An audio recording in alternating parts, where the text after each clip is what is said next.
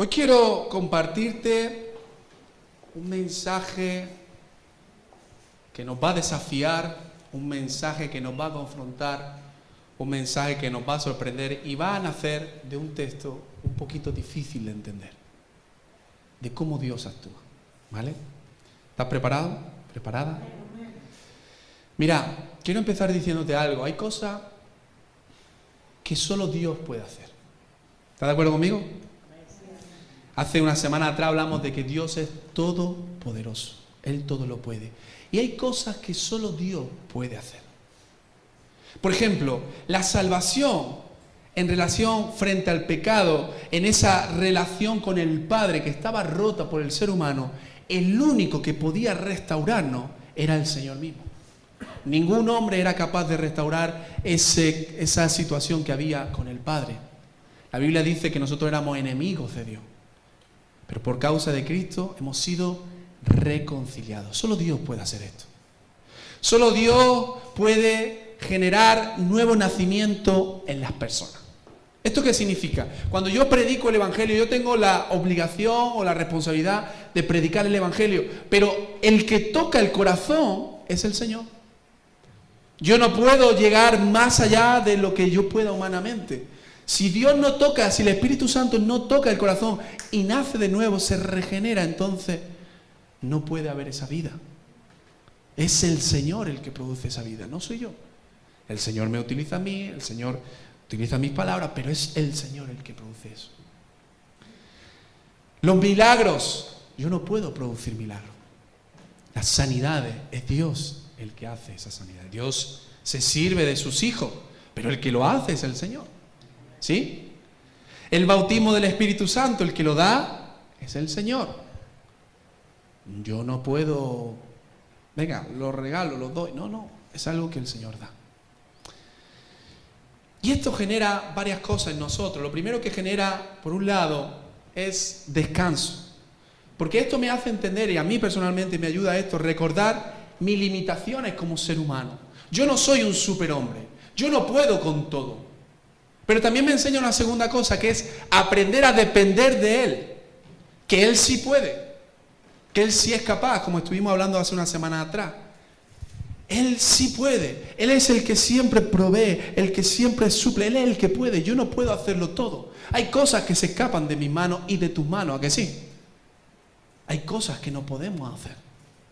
¿Sabes cuál es el problema del hombre? El problema del ser humano es que en la historia, en un momento determinado, el ser humano quita a Dios del centro y dice, yo no necesito a Dios, y se pone Él como el centro de todo. El ser humano se pone como el Dios de este mundo, diciendo, yo puedo con todo. Yo no necesito a Dios. Yo me valgo por mí mismo. Esto es lo que también se llama como el humanismo, ¿no? Entró y cambió totalmente. Entonces el ser humano empieza a querer jugar a ser Dios. Hay personas que incluso se atreven la valentía de decir, yo soy Dios. Que a mí me parece una cosa fuertísima, ¿no? Jugamos a ser Dios. Queremos que todas las cosas giren en base a nuestras palabras, a nuestros deseos, a nuestras acciones. Que nosotros seamos los que gobernemos todo. Y hermanos, tenemos que recordar en este aspecto como creyentes que Dios nos ha hecho hijos suyos. Y nos ha dado autoridad. ¿Cuántos dicen amén? Nos ha dado autoridad con mayúscula. Pero Dios siempre tiene la última palabra en todo. En todo. Él es el que tiene la última palabra. El problema es que muchas veces queremos hacer nuestra voluntad y a lo mejor eso no es la voluntad de Dios. ¿Cuántas veces nos pasa esto? Y ahora sí, quiero que me acompañe al Levítico, capítulo número 10. Y vamos a ver una historia cuanto menos inquietante. Y que quizá alguna vez la has leído y has dicho, oye, ¿aquí qué ha pasado? Y es la historia de dos sacerdotes que se llamaban Nadab y Abiú.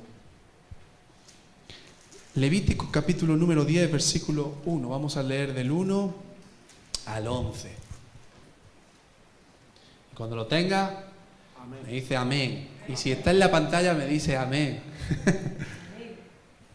Está ahí ya. Dice, Nadab y Abiú, hijos de Aarón, tomaron cada uno su incensario y pusieron en ello fuego, sobre el cual pusieron incienso y ofrecieron delante de Jehová, y fíjate esta frase, fuego extraño, que él nunca les mandó.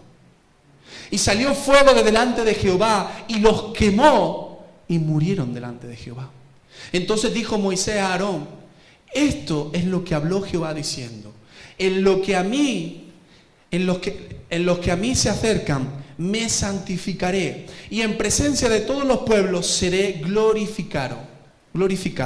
Y dice la palabra que Aarón, ¿qué hizo? Cayó. Y llamó Moisés a Misael y a Elzafán, hijos de Uziel, tío de Aarón, y les dijo, acercaos y sacad a vuestros hermanos de delante del santuario fuera del campamento. Y ellos se acercaron y los sacaron con sus túnicas fuera del campamento, como dijo Moisés. Entonces Moisés dijo a Aarón y a Eleazar e Itamar sus hijos, no descubréis vuestras cabezas, ni rasguéis vuestros vestidos en señal de duelo, para que no muráis, ni se levante la ira sobre toda la congregación. Pero vuestros hermanos, toda la casa de Israel, sí lamentarán por el incendio que Jehová ha hecho. Ni saldréis de la puerta del tabernáculo de reunión, porque moriréis, por cuanto el aceite de la unción de Jehová está sobre vosotros. Y ellos hicieron conforme al dicho de Moisés. Y Jehová habló a Aarón diciendo, tú y tus hijos contigo no beberéis vino ni sidra cuando entréis en el tabernáculo de reunión, para que no muráis. Estatuto perpetuo será para vuestras generaciones. Y dice el versículo 10 y 11, para poder discernir entre lo santo y lo profano, y entre lo inmundo y lo impío, y lo limpio, y para enseñar a los hijos de Israel todos los estatutos que Jehová les ha dicho por medio de Moisés. No sé si alguna vez habías leído la historia de Nadab y Abiú, pero es una historia interesante. Aarón fue llamado, Aarón era el hermano de Moisés y fue llamado como sacerdote, el primer sacerdote de Israel. El sacerdocio levítico era una gran responsabilidad, porque los sacerdotes eran mediadores entre Dios y los hombres, entre Dios y el pueblo de Israel. Ellos ofrecían sacrificio en expiación por los pecados del pueblo. No era cualquier responsabilidad la que ellos tenían, no era cualquier cosa, era una gran responsabilidad que Dios había designado a Aarón. Pero no solamente a Aarón, sino que lo curioso es que esa responsabilidad de sacerdote era también para la descendencia de Aarón, para los levitas. Nadab y Abiú eran hijos de Aarón. Nadab era el mayor y se prevé y se suponía que él después iba a tomar el relevo de Aarón. Pero es que Nadab y Abiú también ayudaron a Aarón a ofrecer sacrificio. Este fue el primer momento en el que empezaron a tener estos actos. Muchas veces cuando se piensa en Nadab y Abiú, se piensa en que fueron gente irresponsable. En parte lo fueron. Pero se piensan como que no sabían muy bien el tema y de repente pues se equivocaron. No. Nadab y Abiú eran personas justas, eran personas responsables y eran líderes espirituales. Ellos fueron de los nombres que encabezaron la lista de los príncipes de Israel que se nombra en Éxodo 24. Eran parte del grupo de los 70 varones de los ancianos de Israel. Cuando Moisés escoge a 70 varones, 70 ancianos que también ayuden, ellos estaban entre esos. Si tú lees el capítulo 8 de Levítico, vas a ver que Aarón con sus hijos empezaron a crear o hacer el sacrificio. Y entonces dice que, es interesante, te lo digo rápidamente, pero dice que ellos pusieron sus manos sobre el becerro de la expiación, sobre el carnero del holocausto. Ellos pusieron sus manos con Aarón. Ellos fueron rociados con el aceite de la unción. Ellos comieron de los panes sin levadura y fueron consagrados 7 días. No es que Aarón solamente iba a estar como sacerdote, sino que también sus hijos participaban de esto.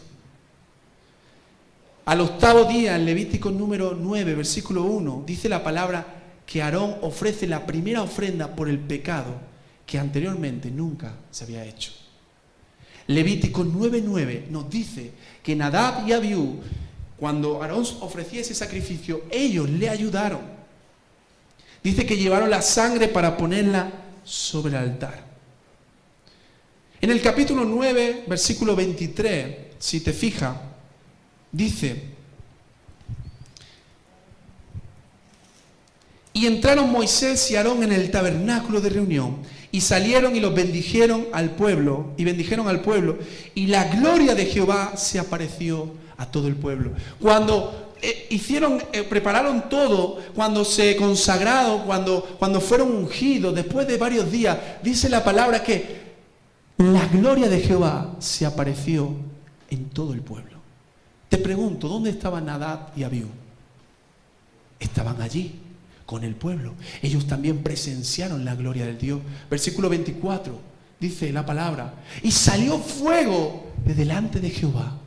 Ellos prepararon el holocausto, prepararon los animales, prepararon todo. Y dice que de repente salió fuego, como en el caso también de Elías. Dice que salió fuego y descendió y consumió el holocausto con la grosura sobre el altar. Y viéndolo todo el pueblo, alabaron y se postraron sobre su rostro. Qué acto, qué momento presenciaron todo el pueblo, pero en especial Nadab y Abiú. Fuego vino, consumió el holocausto y ese fuego empezó a arder. Ese fuego empezó a arder. Y dice la palabra que todos alabaron y se postraron. ¿Te imaginas ese momento para el pueblo? Un momento especial. Dice que se postraron sobre su rostro. Llega un momento en que la presencia de Dios es tan fuerte que uno no puede ni mantenerse quizás en pie. Y se postra. Pero dice la palabra y nos muestra también que esta gente, como te digo, no eran inexpertos. Seguramente ellos también estaban nerviosos por lo que iba a acontecer. Seguramente ellos también estaban nerviosos porque dice: oye, nuestra familia, nuestro linaje ha sido escogido para ser sacerdote. ¿Cuánta gente había en Israel? Muchísima gente.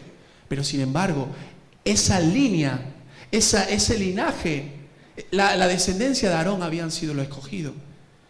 El deseo de Aarón seguramente sería que sus hijos ocuparan ese lugar también. El día que yo no esté, hijo, ya habías visto cómo yo hago esto. Quiero que vosotros sigáis mis pasos.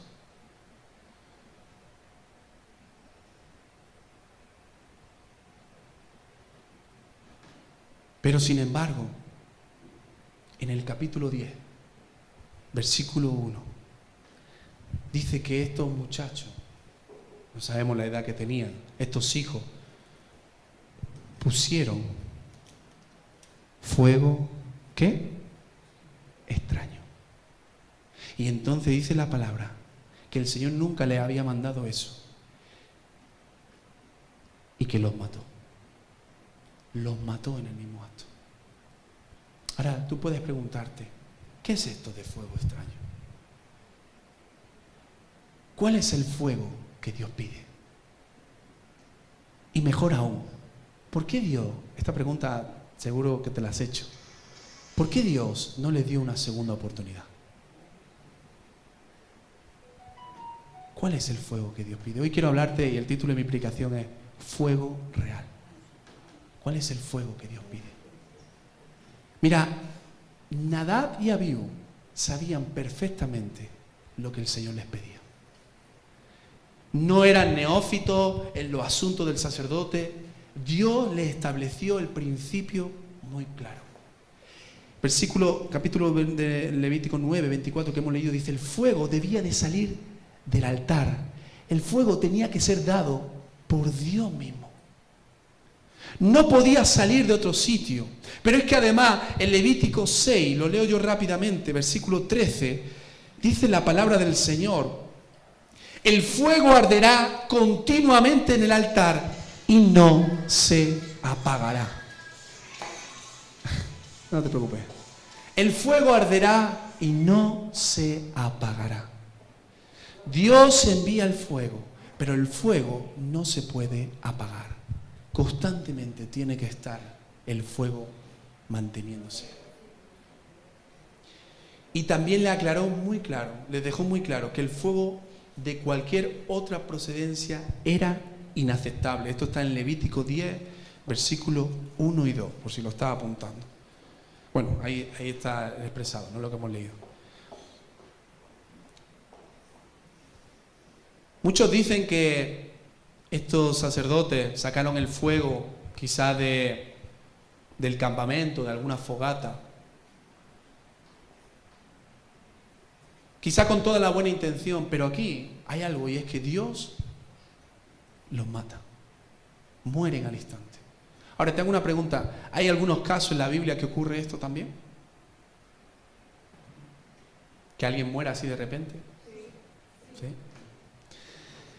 Está el caso de Usa. ¿Recordáis el caso de Usa? Dice que el pueblo de Israel David quiere llevar el arca a Israel. Y entonces dice que mientras que lo están llevando, en el camino, oye, se tambalea aquello y Usa, con toda su buena intención, se le ocurre la idea de poner la mano para levantarlo. Y entonces dice que en ese momento muere. David se asusta y dice que deja el arca en la casa de Obed-edom. La palabra nos habla también de Ananías y Zafira. Dice la palabra que Ananías y Zafira fueron a ofrecer su ofrenda a Dios. Y entonces dice que Pedro le dije, no habéis mentido a los hombres, sino al Espíritu Santo. Y entonces dice que los dos cayeron y murieron. Los hijos de Elí no murieron como al instante, pero sí Dios les dijo que iban a morir. Por causa del pecado. Ellos también eran sacerdotes y estaban haciendo corrupción, estaban haciendo cosas que no glorificaban a Dios. Y entonces también Dios les dijo que iban a morir, y no solamente ellos, sino tristemente también Elí. Y Elí también murió. Incluso, fíjate, me atrevería a decirte, y no lo tomes con miedo, pero hasta en la Santa Cena, cuando Pablo está hablando, dice, hay algunos que toman indignamente y duermen. Y dice esta palabra, y se refiere a que han muerto, o algunos tienen enfermedad. Y nos surge la pregunta, ¿por qué Dios es tan radical? ¿Por qué Dios a esa gente no les dio una segunda oportunidad? Oye, si Usa tuvo la buena intención, pues yo qué sé, que caiga un tiempo de enfermedad, pero no lo mate. Yo cuando veo esto, ¿sabes lo que digo? Gracias a Dios que Dios no nos trata a nosotros así. Que no nos mata al instante, me refiero, por nuestras situaciones. Pero esta historia es tan impactante, tan fuerte, en algunos casos vemos que produjo un efecto sobre la gente. Dice que cuando Nadab y Abiú murieron, ¿qué es lo que hizo Aarón? Dice que cayó. Pero dice la palabra que cuando Ananías y Zafira murieron, dice que el pueblo temió. Ahora yo te pregunto, o reflexionaría, ¿no? ¿Está Dios infundiendo miedo a través del dolor? Te guste más o te guste menos, Dios es Dios. Y Dios está enseñándole principios fundamentales. Hay cosas que Dios hace que quizás nuestra mente humana no lo podamos entender. Quiero darte un ejemplo práctico. Mira, imagínate que ahora de repente a alguien se hace daño en un brazo, en una pierna, y de repente hay un médico y ve la situación y tú dices vamos para el hospital, no sé qué, no sé cuánto, y de repente el médico coge un cuchillo y sin pensárselo, ¡boom!, corta la pierna. Radicalmente corta la pierna. Sin anestesia, sin nada, ¡boom!, corta la pierna. Tú y yo diríamos, estás loco, ¿qué estás haciendo? Y de repente el médico te da una explicación y te dice, gangrena. ¿Sabéis lo que es la gangrena? Es una infección de una bacteria que si no se erradica, si no se quita, puede ir en aumento. Conozco una persona que tuvo un accidente y le cortaron el brazo, pero tenía gangrena y la extendió, tuvieron que cortarle más arriba y al final acabaron cortándoselo en el hombro. Y a veces las decisiones radicales pueden ser muy duras, pero pueden salvar vidas, pueden salvar a las personas, pueden afectar y enseñar en este sentido. Y mi hermano, la misericordia de Dios es tan grande y cantamos Dios es bueno, pero también tenemos que recordar esto, y esto es lo que quiero que entienda: la justicia de Dios también es grande. La misericordia de Dios es grande, la bondad de Dios es grande, pero la justicia de Dios también es grande. Y Dios no va a pedirte algo, y escucha bien esto, no va a exigirte algo que tú no te haya, que nunca, se te haya manifestado antes. Dios no va a pedirte algo, no va a exigirte algo que nunca se te haya manifestado antes. Por eso la palabra de Dios dice que delante de Él nadie tiene excusa. Nadie tendrá excusa. Nadie podrá decir, es que yo no sabía que tú esto, o es que yo no sabía que tú lo otro. No, porque nadie tendrá excusa, porque hasta la naturaleza habla de Él. Dios no va a pedirte nada y no va a exigirte algo que no te haya sido manifestado antes. El pueblo de Israel debía de saber que el arca no se podía llevar de cualquier forma, que el arca no se podía tocar. Los sacerdotes también sabían cómo se tenía que hacer un sacrificio, lo que conllevaba el sacrificio, cómo se tenía que hacer y actuar como sacerdote. Nadab y Abiú lo sabían. Y todos nos encontramos frente a la ley de Dios con la obligación de cumplir esa ley. Tú y yo no tenemos excusa ante la ley de Dios.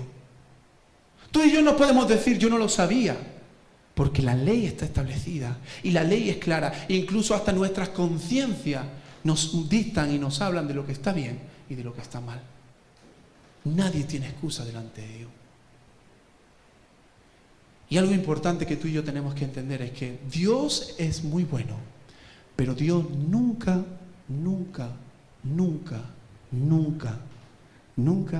va a saltarse sus principios. Quiero que puedas buscarme 2 de Timoteo 2, 11 y 13. Y este texto lo habrás leído. 2 de Timoteo 2, 11 y 13. Y fíjate lo que dice la palabra del Señor. Dice, palabra fiel es esta: si somos muertos con Él, también viviremos con Él. Esto es palabra fiel, esto es una palabra que no va a cambiar. Si somos muertos con Él, también viviremos con Él. Siguiente versículo, ve pasándomelo, ¿vale? Por favor. Si sufrimos, también reinaremos con Él. Fiel a su palabra. Pero mira lo que dice: si le negamos, palabra fiel, Él también nos negará. Si fuéramos infieles, Él permanece fiel. Él no puede negarse a sí mismo. Pero mira esta última frase: si fuéramos infieles, Él permanece fiel. Muchas veces la hemos malinterpretado. Ay, yo he fallado, Dios, pero qué bueno es que Dios siempre sigue fiel ahí, que Dios siempre está ahí. Sí, Dios tiene misericordia, pero Dios no te está diciendo que sea fiel a ti, sino que va a ser fiel a sí mismo, a su palabra. Es decir, la anterior, versículo 12. Si sufrimos, con Él reinaremos, pero si le negamos, también Él nos negará. Palabra fiel es esta. Dios es fiel a sí mismo, a sus principios, a su palabra, a su estatuto. Si Él ha dicho algo, créeme que Él lo va a cumplir. Independientemente de que te parezca más justo o menos justo, independientemente de que lo hagas con toda la buena intención, Dios va a ser fiel a su principio. Si fuéramos infieles, Él permanece fiel a sí mismo. A sí mismo. Y ahora yo quiero darte algunas claves rápidamente, espero que sea rápido, sobre fuego real. ¿Qué es lo que Dios pide en este sentido? ¿Qué podemos aprender de esta historia? Mira, lo primero que quiero decirte es que la palabra nos dice que nosotros hemos sido llamados reyes y sacerdotes. Eso dice en Apocalipsis capítulo 5. Tenemos un lugar privilegiado como lo tenía Nadab y Abiú. Un lugar privilegiado no solo en este momento, sino también por la eternidad. Nadab y Abiú, como te dije antes, no eran de cualquier pueblo, eran escogidos, eran de los príncipes. Y así mismo nosotros tenemos un privilegio. Tenemos un lugar privilegiado. Tenemos una oportunidad que quizás no tiene todo el mundo. Siempre me gusta reflexionar y pensar en esto. ¿Cuántos millones de personas hay en la tierra? Y que Dios se haya fijado en ti y que se haya fijado en mí. Y no solo eso, sino que nos ha hecho reyes y sacerdotes. Nos ha dado un lugar privilegiado. Pero como diría el apóstol Spiderman, un gran poder conlleva una gran responsabilidad. Eso dice en la película. Un lugar que tengamos, sea un privilegio, también tiene una gran responsabilidad. Y nosotros como sacerdotes del Señor también tenemos una responsabilidad. Estos sacerdotes no es solamente el pastor, los ancianos de la iglesia, no. Dice la palabra que todos aquellos que han creído, que son hechos hijos de Dios, tienen este título de reyes y sacerdotes. Versículo 3 de Levítico dice, segunda cuestión que quiero hablarte. Esto, versículo 3 dice, entonces dijo Moisés a Aarón, esto es lo que ha dicho, lo que habló Jehová. Hermanos, si queremos tener ese fuego real, tenemos que entender que estamos llamados a continuar lo que Dios comenzó. En esta frase dice, esto es lo que habló Jehová diciendo. Y entonces empieza a decir esas indicaciones. Nosotros estamos llamados a continuar lo que Dios comenzó. No a inventarnos caminos que Dios nunca dijo. Estamos llamados a caminar por la senda de la palabra, no a inventar atajos conforme a la palabra. Te lo repito, estamos llamados a caminar en la palabra, no a inventar atajos para que la palabra se amolde a nosotros. Mira, hoy día hay una cosa que se llama, a lo mejor lo has escuchado, seguramente sí, el relativismo. ¿Lo has escuchado? ¿Qué es el relativismo? A ver, Marta, ¿qué es el relativismo? ¿Qué te dice a ti esa palabra? Que depende según algo depende según cómo lo mires. Efectivamente. Para una persona puede ser una cosa, para otra no. Según cómo lo mire. El vaso que está lleno, medio vacío. El relativismo es una de las cosas que más se ha introducido y que más está presente en el mundo, pero que tristemente también está introducido en la iglesia. El relativismo es la excusa perfecta que todos utilizamos. Es el atajo que todos cogemos. Hombre, hay que hacer esto y esto de esta manera. Bueno, esa es tu opinión. Yo no lo veo así. Bueno, es que Dios dice, no sé qué. Bueno, a ver, según cómo lo mires. Ayer venía hablando con los chicos de esto, porque hay cuestiones que se han hecho relativas hoy día. Y hay personas que hoy día, bueno, la comunión con Dios, bueno, cada uno tiene su comunión con Dios, ¿no? Pero ¿sabéis qué pasa, hermano? Que aunque el relativismo esté en la sociedad, aunque el relativismo se mete en la iglesia, Dios no cambia. Dios ha establecido en su palabra principios y sus principios no son relativos. Sus principios son firmes. Sus principios se mantienen. Y en un mundo de relativismo, yo tengo que seguir esos principios de la palabra. ¿Sabes por qué? Porque habrán principios que están en la palabra y ¿sabes lo que te dirá la sociedad? Te dirá, eres un anticuado. O hasta en la propia iglesia te pueden decir, hombre, eso ya es muy viejo. Pero yo tengo que seguir la palabra. Hoy día, por ejemplo, voy a dar un ejemplo muy sencillo. Hay muchos que dicen, bueno, a Dios puedes llegar de muchas maneras. Tú puedes conectarte con Dios de muchas formas. Tú puedes tener una comunión con Dios de muchas formas. El único camino es Jesús. El único camino. Ahí no hay relativismo. Jesús dijo, yo soy el camino, la verdad y la vida. Pero añadió, nadie viene al Padre si no es por mí. No hay opción al relativismo ahí. No hay opción ahí a verlo desde otras perspectivas. Nosotros no estamos llamados a inventar caminos que nos acerquen a Dios, caminos que nos lleven. No, estamos llamados a caminar en lo que ya Dios dijo y diseñó. Y esto va a producir un fuego que sea real. Versículo 3 también dice, otro punto, en lo que a mí se acercan, me santificaré y en presencia de todo el pueblo seré glorificado. En los que a mí se acercan, me santificaré, y en presencia de todo el pueblo seré glorificado. Mira, aquí Dios está hablando de algo muy importante, y es la santidad. La santidad no es negociable.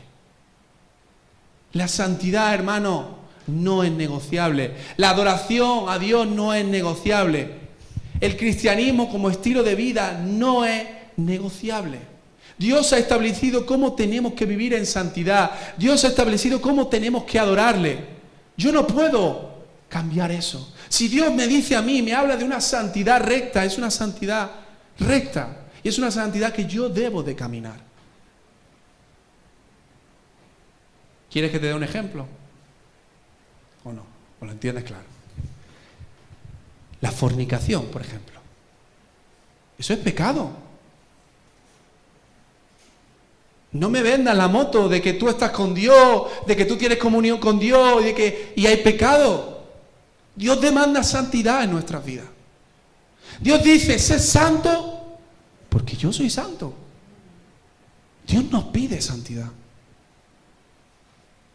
Dios me pide a mí una integridad, una rectitud, caminar en orden delante de Él. Ahora, como hablábamos la semana pasada, no te frustres. Hay cosas que yo no puedo hacer, yo no puedo generar la santidad, pero si yo me acerco a Él, la santidad de Dios se va pegando en mí. Si yo me acerco a su palabra, su santidad se pega en mí. Pero no creamos que no pasa nada, que no vivamos. Mira, Dios es serio con la santidad. Dios es serio con el pueblo y Él le dice al pueblo, el que se acerca a mí tiene que ser santificado. Ellos estuvieron una semana para santificarse. El sacerdote cuando entraba al lugar santísimo no entraba de cualquier forma, tenía que purificar su vida. Y tú y yo nos atrevemos con toda la cara de acercarnos a Dios como si nada. Ahora, matizo, esto no significa que yo no pueda decir, Señor, perdona mi pecado. Señor, me acerco a ti, porque hay personas que dicen, como soy pecador no puedo acercarme a Dios, Dios no me va a aceptar. No estamos hablando de eso. Al corazón contristo y humillado, yo no lo desecho, dice el Señor. Si en tu corazón tú te arrepientes, si tú dices, yo necesito cambiar, yo necesito a Dios, Dios está con los brazos abiertos. Ahora, lo que yo no puedo hacer es decir, Dios está conmigo, Dios está no sé qué, y yo vivo la vida que a mí me da la gana. Sin una santidad al Señor. La palabra dice, sin santidad, nadie verá al Señor. Santidad a Jehová. Adoración, no cualquier adoración. No de cualquier forma. Cuando Caín dice que levantó su ofrenda, dice que Dios no se agradó de su ofrenda. ¿Por qué? ¿Qué le estaba dando Caín al Señor? Lo que le sobraba. Bueno, cualquier cosa. Y la palabra dice, los verdaderos adoradores adorarán al Padre en espíritu y en verdad. Otro día hablamos, si quieres, de qué significa en espíritu y en verdad, pero nos está matizando cómo tiene que ser esa adoración. No cualquier cosa. Mira, quiero darte este ejemplo. Mira, hay personas que dicen, lloro mucho. Y le digo, felicidades. Muy bien. Pero el viernes estuve hablando de esto también. Pero ¿cómo oramos? ¿Qué oras tú? ¿Oras la Biblia? ¿O lo único que oras son de tus sentimientos o de mis sentimientos?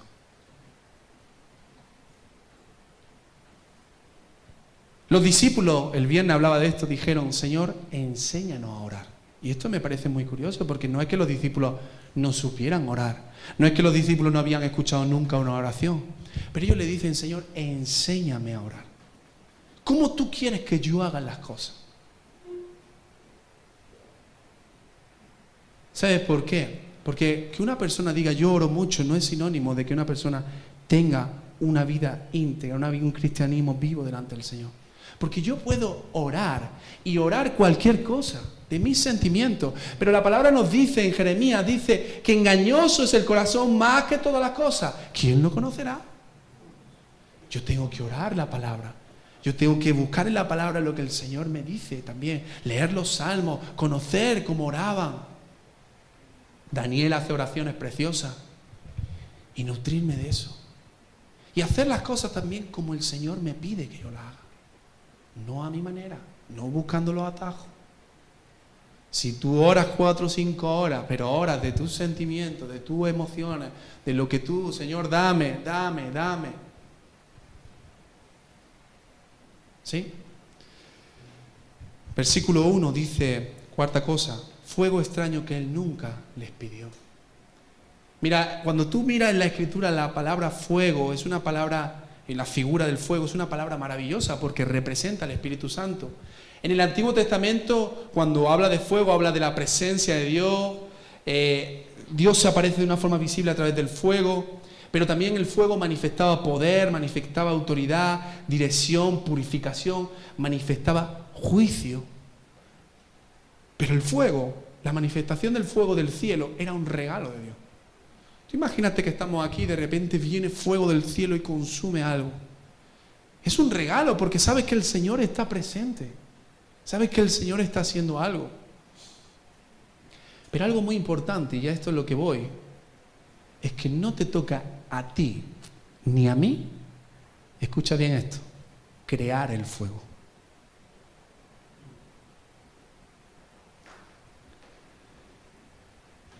¿Qué quiero decir con esto? No forcemos lo que Dios no hizo. No manipulemos. No quieras decir sí donde Dios dijo no. Sea auténtico y muévete en el fuego real del Señor. Mira, hoy día se habla mucho de avivamiento. Y a veces, yo qué sé, hacemos cosas que están bien. Y creemos que eso ya es del Señor, como que... Pero cuidado, que a lo mejor son cosas, no digo que no podamos hacer cosas, pero que a lo mejor son cosas que nosotros estamos forzando. Que nosotros estamos intentando hacer en nuestras propias fuerzas. El fuego era algo que Dios daba, no algo que el pueblo tenía que crear. Dios no les pidió a Nadab y a Abiú que encendieran un fuego. ¿Sabes lo que les pidió a ellos, a los sacerdotes? Que mantuvieran el fuego. Es lo único que les pidió a los levitas, que el fuego no se apagara. Apagaron el fuego y ellos con toda su buena intención vinieron y encendieron otro fuego. Pero Dios les dijo que no apagaran el fuego. Y mira, hermano, si queremos un fuego real en nuestra vida, no estamos llamados a cambiar cosas, no estamos llamados a manipular, no estamos llamados a forzar nada. Estamos llamados a avivar lo que ya está en nuestros corazones. A avivar lo que ya está en nuestros corazones. Si tú has conocido al Señor, si yo he conocido al Señor, es como cuando Pablo le dice a Timoteo. ¿Qué le dice a Pablo a Timoteo? Le dice, aviva el fuego, aviva el don que hay en ti. Aviva lo que el Señor ha hecho en ti. Aviva la comunión con Él. Aviva tu relación con Él, tu intimidad con Él. Aviva. Yo necesito que el fuego de Dios esté avivado en mi vida. Porque como te he dicho antes, hay cosas que solo Dios puede hacer. Y cuando una persona se convierte es como que Dios pone un fuego en su corazón. Cuando yo no sé tú cuando te convertiste, pero mi experiencia es, estaba yo en un campamento orando y de repente sentí la presencia de Dios, de repente escuché la voz de Dios. Pero algo que yo le decía a mi amigo, yo le decía, siento como un fuego aquí dentro de mí que me arde. A lo mejor no es esa experiencia igual que yo, pero cuando tú escuchas del Señor, cuando tú oras, hay algo dentro de tu corazón que se aviva, hay algo dentro de tu corazón que se despierta, y eso es el fuego, esa es la presencia del Espíritu Santo. ¿Qué te toca a ti? ¿Qué me toca a mí? Lo que nos toca es avivar esa comunión, ser lleno del Espíritu Santo, decirle, Señor, que tú habites aún más en mí, que tú crezcas para que yo mengüe. Aviva el fuego en mi corazón. Y quiero terminar con Romanos capítulo 12, versículo número 2. Ya estoy un poquito sobre la hora.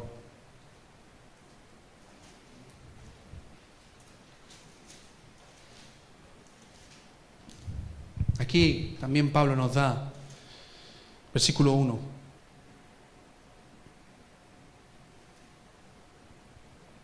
Dice, así que hermanos, os ruego, os pido, te pido, por la misericordia de Dios, que presentéis vuestros cuerpos en sacrificio vivo. Pero dice esta palabra, santo, agradable a Dios, que es vuestro culto racional. ¿Qué es lo que tenemos que hacer?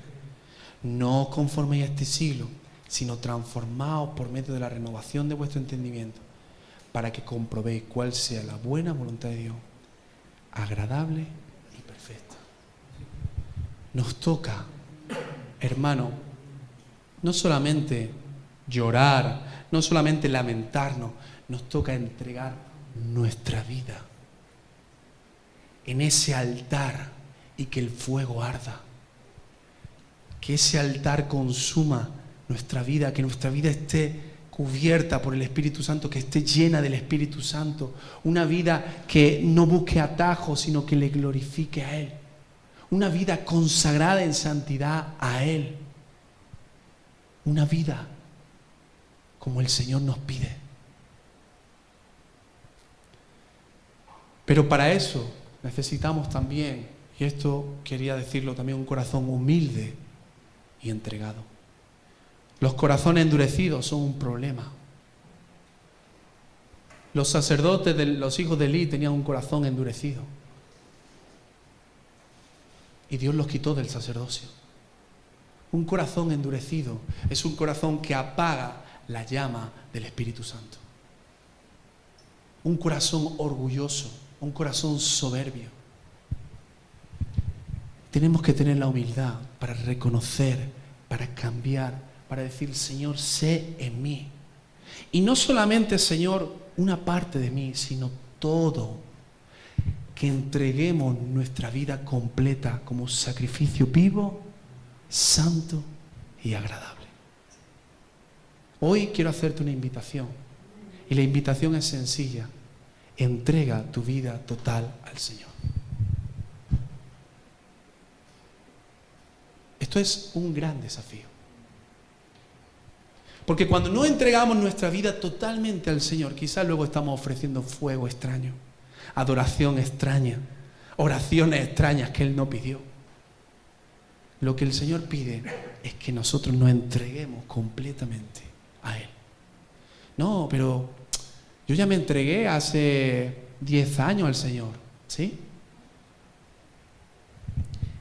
Y desde ese momento hasta ahora, ¿tu relación con el Señor ha crecido? A día de hoy, ¿sigue entregándole todo como el primer día?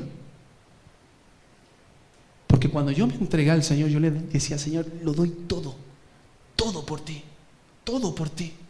lo que me pida. Pero reconozco que hay días que quizás digo a veces, bueno, esto sí, esto no. Y lo que a mí el Señor me confronta es decir, todo, sacrificio vivo, completo. ¿Sabes para qué?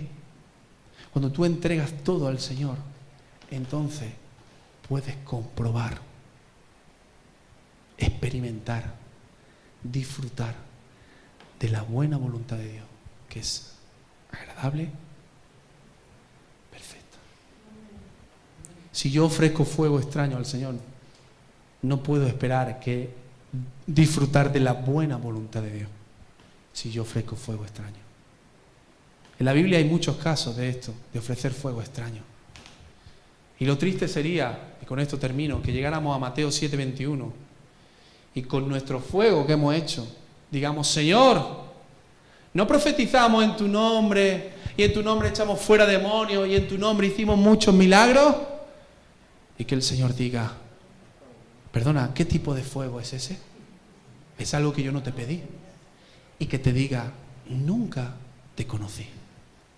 Apartaos de mí, hacedores. ¿Cómo que apartaos de...? Pero si yo iba a la iglesia, si yo escuchaba, si yo levantaba mis manos, si yo oraba 4 horas. Quizá nunca te entregaste completamente. Nunca dejaste que el fuego del Espíritu Santo limpiara, consumiera cada parte de tu ser. Y me ofreciste fuego extraño. Hoy es un día para decirle, Señor, quiero entregar todo, todo, todo.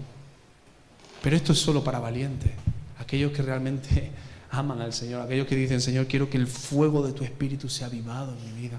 Esto no es algo emocional, esto no es algo puntual, esto es una vida de consagración, una vida de integridad, una vida de santidad, una vida de adoración. Todo. Los discípulos dijeron, por ti lo hemos dejado todo. Por ti dejé mi familia, mi coche. No, todo.